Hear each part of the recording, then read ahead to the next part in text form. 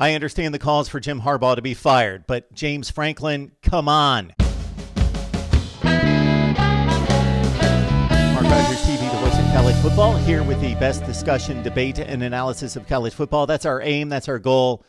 That's our mission every day.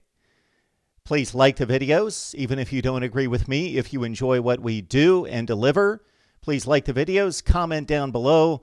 Share these videos on social media. Not everybody knows that we're here. Please share the videos.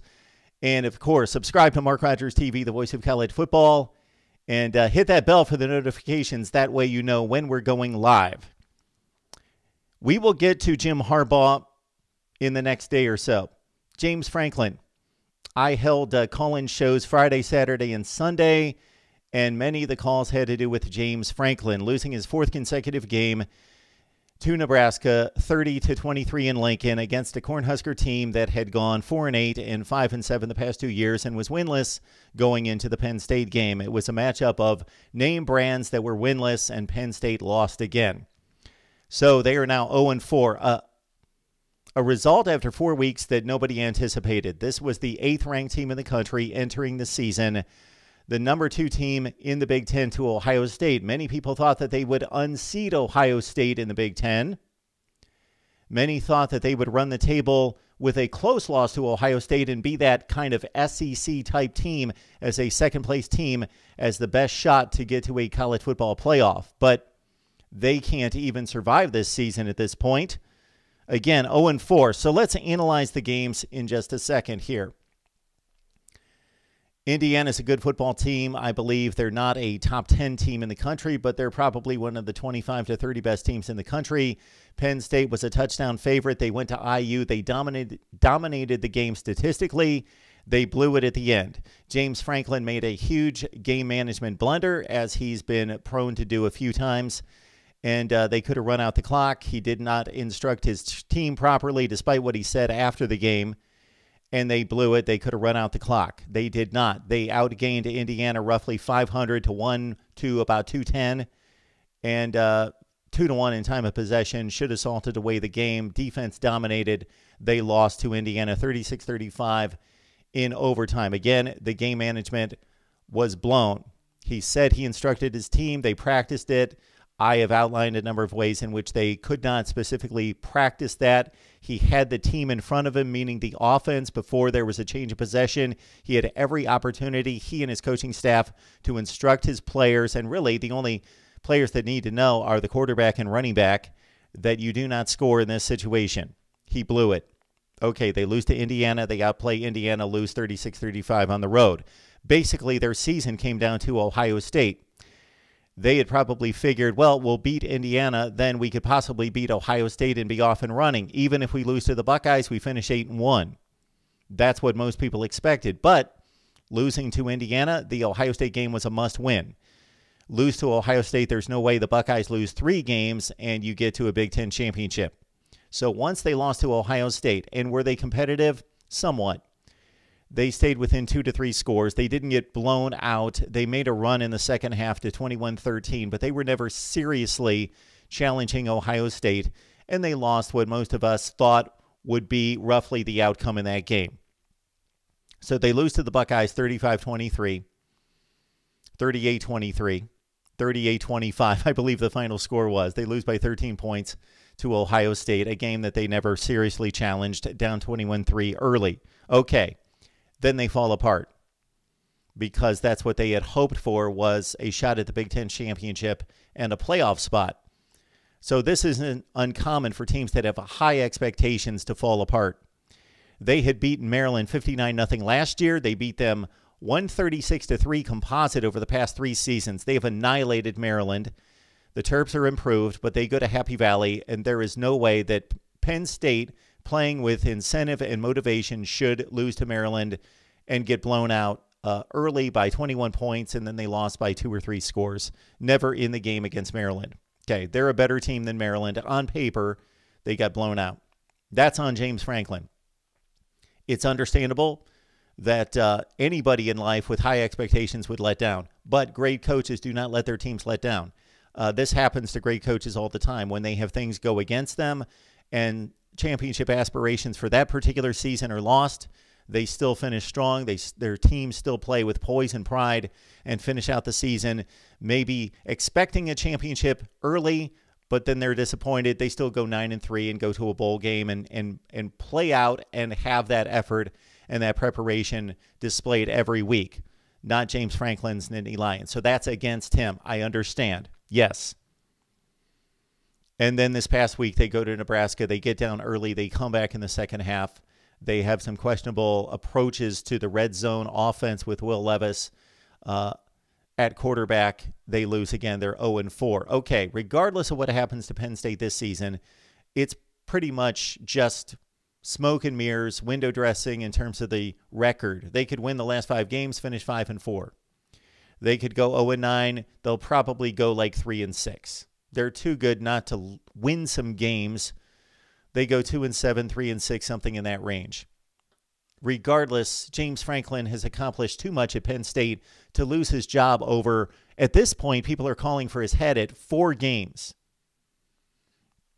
Going into this season, and yes, those are James Franklin's errors and miscues this year and letting his team get away from him, but let's understand, he lost his best defensive player, possibly the best defensive player in the Big Ten prior to the season, Micah Parsons. Okay, that's a tough blow, but that should be overcome by a strong, near-elite football program. One player, but it's still a big blow. Then he loses possibly his best offensive player, Journey Brown, before the season starts, who now can never play football again. And he loses his backup, a top 5 running back out of high school, Noah Cain. So he loses his best 2 offensive players, at least at the running back position. So he's down to his number 3 running back. So he did have to withstand personnel losses that were not matched across the country in terms of top-tier players. Other teams lost volumes of players because of COVID and injuries, but not James Franklin. He lost his 2 best players. Okay. But let's understand what he's accomplished. And this shouldn't come unraveled and be dismissed because of 4 games and even a 2-7 type season. This team has won the Big Ten championship in 2016. They have clearly established themselves as the number 2 team in the Big Ten behind an elite program in Ohio State, one of the top 3 in the country. Penn State has been a top 5 to 15 team. Since 2016, they've gone to a Rose Bowl, Fiesta Bowl, Cotton Bowl. They've won 2 out of those 3 New Year's 6 games. They've gone 11-2 twice. They've gone 11-3. They've gone 9-4. They've finished in the top 10 3 of the past 4 seasons. They've finished in the top 15 all 4 seasons. Won a Big Ten championship. And James Franklin coming into this season 40-11 the past 4 seasons. He should not lose his job, regardless of what happens here in 2020. It may not be a good situation going forward, and he may be on the hot seat for 2021. All agreed. If they continue to falter in 2020, hot seat for James Franklin in 2021. Also consider that he is recruited better than anybody in the Big Ten outside of Columbus, Ohio. He has recruited top 5 to 15 classes to Penn State, generally in that 8 to 12 range at Penn State. Keep James Franklin. He's not a perfect coach. Let's understand that anybody in life, there are very few phenoms. And in terms of coaching legends, we probably have 2 working right now. And then there are a lot of really good guys like Lincoln Riley and Matt Campbell and others across the country, Paul Christ, who are really good. And James Franklin is in that batch. Okay.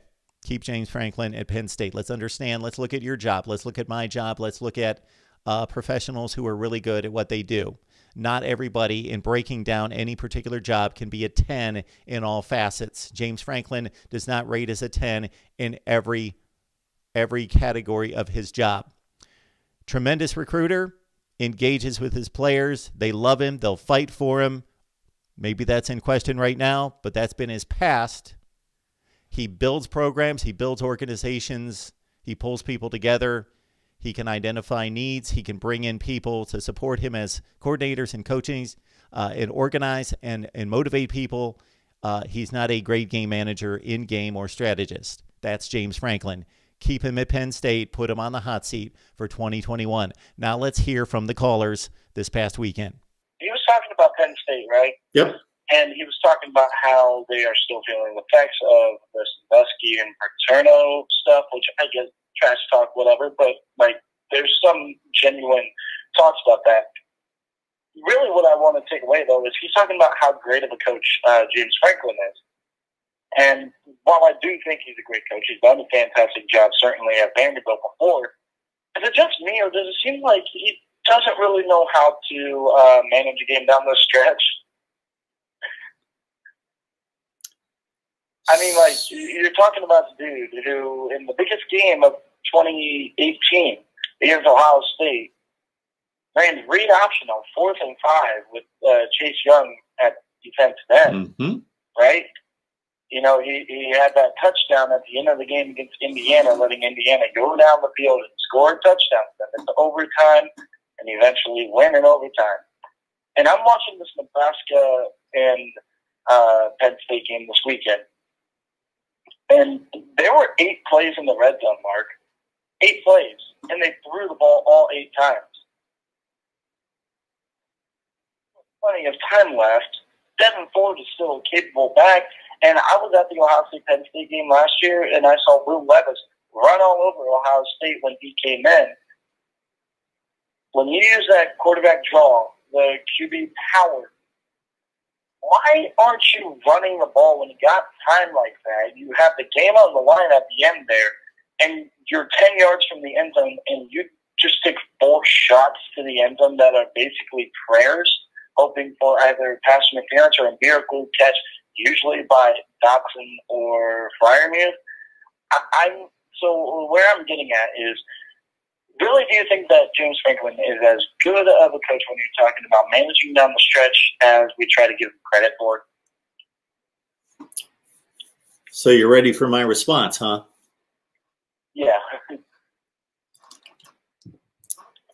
Yep. I restrained from calling many people great at what they do. I think that's a pretty high level of praise. Great. When I think great, I think I use the term great meaning Hall of Fame. Like if I say that guy's a great football player, I consider him to be a Hall of Famer. I don't consider James Franklin a great coach. I think he's very good. He has a tremendous track record. To accomplish what he did at Vanderbilt was pretty remarkable. It had never been done, has not been done since. They've obviously taken a tumble since he left. Going 9-4 2 consecutive years at Vanderbilt. Again, exceptional. James Franklin's, there are hardly any coaches in the country, aside from Nick Saban, Dabo Swinney, the true greats that are good at almost everything. So take any job, and there are different components to the job. You have to do A, B, C, D. Well, most people aren't like a 10 out of 10 in all those facets. They know their limitations in certain areas. James Franklin is a tremendous recruiter because he is a very commanding presence. He engages with people. He engages with young people. He builds relationships. He's a very engaging personality, and he's used that very well. He knows football, but he's not a great strategist. He's not a great clock manager, game manager. That is not his strong suit at all. He's another version of Les Miles in some ways. He inspires his team. They love him. He shows them care and respect, and they respond to that. He's done well in building programs. He built one at Vandy. He took a Penn State program that Bill O'Brien did a tremendous job bringing them out of the darkness and gloom of the sanctions and putting them in a stable place. But James Franklin elevated it from there. So he's a builder of programs, but he's not a strategist. He's not great. I don't think he's a fool. I don't think he's just incapable. But yes, so what you're talking about yesterday at Nebraska, and I didn't see that sequence, but Will Levis is a runner. He's not a thrower. He is not a great passer of the football by any stretch. Or if number one, he'd be the starting quarterback. He's not, because Sean Clifford's not a great quarterback by any stretch. He's marginal. And if Will Levis can't get the job, then he's certainly not a passer. And I've seen him play enough. Yes, he's a running threat. Also, I can understand Penn State not wanting to run the ball at the running back position because they've lost their two best running backs. They're down to their third and fourth running backs. Not that those guys aren't capable, but they are hurting there. I would have used Levis. Now, again, I haven't seen the sequence, but Levis is a runner. Yeah, to throw 4 shots at the end zone doesn't, on the surface, seem like the way to go. The Trace McSorley play on 4th and 5, yes. I remember there being specific better options that were obvious. I don't recall them. It's been a couple of years, but yes, I truly remember that play not being the play to run.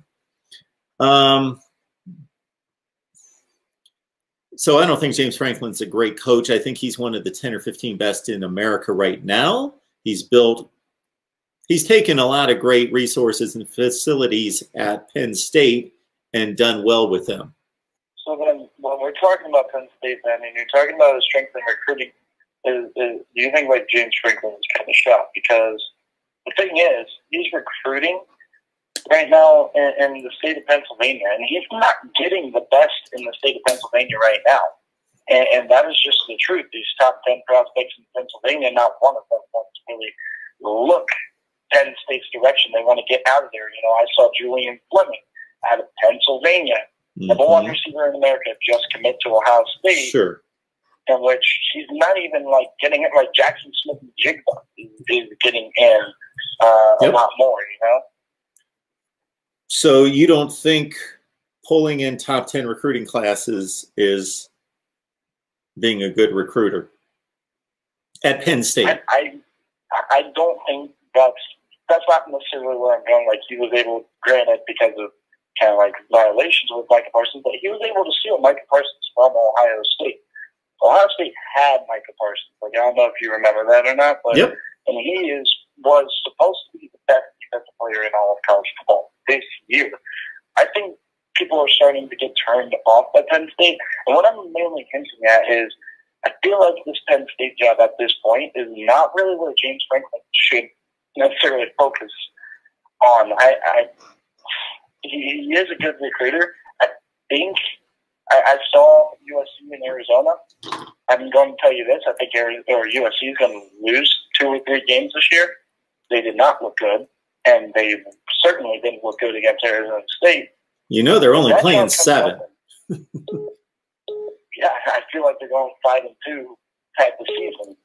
I'm not even kidding. There's going to be an upset somewhere along the line. Sure. They're going to probably lose to Utah well, I mean, I haven't seen Utah yet. Nobody has. But I have high expectations for Jake Bentley and that crew, a lot higher than most people. But regardless, I feel like USC is coming up. And if that comes up, and all I would suggest is that James Franklin at least thinks about going out there, try to revive them, kind of like he did Penn State, and it being a new brand like Penn State was back in 2016 when it got Saquon Barkley in there 2 years prior.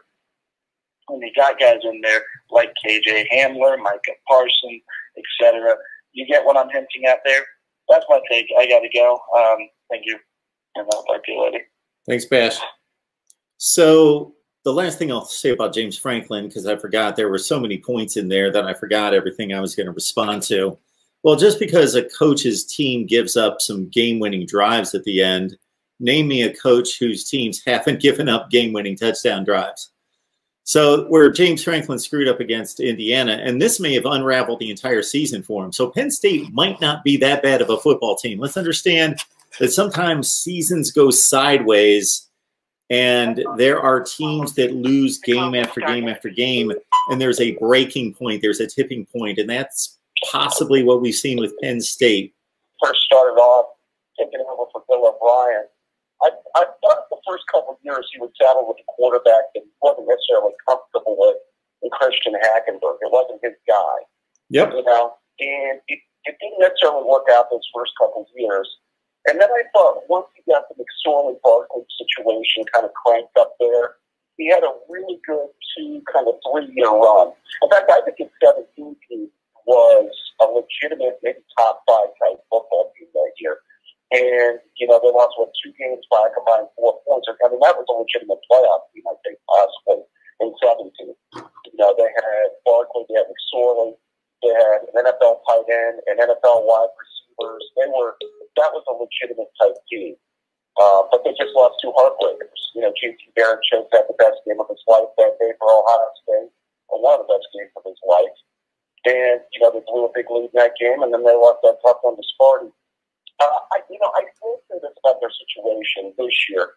I'm not saying that the losses of Parsons and then the 2 running backs are exactly why they're at where they're at. But I would say if you lose a Micah Parsons, who's probably going to be the best linebacker in the country, and then you lose your 2 starting running backs, I would think that would have some negative effect, even on programs that recruit at a higher level than Penn State. Wouldn't you say? So Ohio State's going to go into this season minus who's their best defensive player? Who would you say? Well, I mean, a lot of people would have said, Sean Wynn coming into the season. I'll give you an equivalent, Mark. I think our defense in 2018 suffered when we lost Nick Bosa. I'm not going to say we would have been better. Well, I will say, if Nick Bosa never would have gotten hurt in 2018, I think our defense would be a lot better. There you go. In 2018-19, I'm like back a decade. Right. 2018, Ohio State loses Nick Bosa and J.K. Dobbins and Mike Weber. Right. And there you go. I don't know. Right, because that's what I'm saying. Even a top notch. Now, in 2018, we were carried really by Dwayne Haskins' arm, though. I mean, we had a quarterback that threw 50 touchdown passes. So, I mean, that kind of carried us through, a lack of a running game and a porous defense. So, but I'm just saying, in general terms, if anybody loses their top 2 running back and a star defensive player, I mean, it's going to have a negative effect on the record. It just is. Well, Dwayne Haskins might not have thrown 7 or 8 interceptions that year without 2 running backs. He might have thrown 15 or 16. That's true. Maybe. That's true. I mean, maybe. But, yeah, I think these losses were unfortunate for him. And I'm not saying right now that they would be a 3-0 football team or that, they'd be undefeated if they had those guys, or even 2-1. But, or I guess it would be 2-2 right now, or maybe 3-1 right now because they played 4 games. Pardon me. But, it's eventually, I mean, you lose that type of talent, it's just going to have an effect on you.